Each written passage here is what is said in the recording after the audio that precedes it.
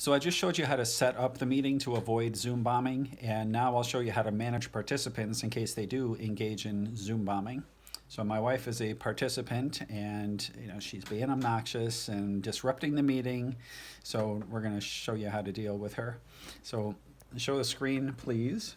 So if you set up the waiting room, you get a dialog box like this that'll tell you iPhone has entered the waiting room. I don't know how iPhone is, or I don't know who iPhone is, so this is a risk. So if you see the waiting room, it's up here, and you can either remove or admit. So if you get somebody you don't know, then you can just remove them. Or you can send them a message saying, hey, rename yourself, or who are you, or whatever. So let's say I go ahead and admit this person. Now iPhone is in my meeting. If this bar or this sidebar ever goes away, you can get it back by managing participants. See, it went away, whoops, and now it's back. So if I go here, I can stop their video. So if they're showing something inappropriate, I can stop that. I can rename them. If once I've verified who they are, oh, okay, that's Jennifer, so I'm going to rename you. I can put them back in the waiting room, or I can remove them. So all of those are helpful. And then, of course, you should have a microphone button here so you can mute them as well. If you go down here to stop video, and remember these are your controls to stop and start your own video and mute or unmute your own microphone. You have this. You can choose a virtual background if you want. It has nothing to do with Zoom bombing, but it's kind of neat. You can put yourself in outer space or on a tropical island or whatever. But you can share your screen, and you can chat with everybody. You can chat with people in the waiting, you can chat with people in the waiting room. You can chat with everybody or just individual people. So again, if somebody's being inappropriate, you can chat with them that way. So down here in more, in this participants sidebar, you can mute everybody and unmute all. And then there's a whole bunch of different options that are helpful.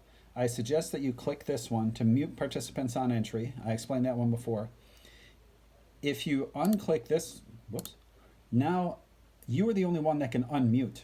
So if there's a person who is Zoom bombing you and you mute them, they could just unmute themselves. This allows that not to happen. So only you have the power to unmute. So you can have your participants raise their hand, either for real, like raising my hand, or there's a raise hand function on here.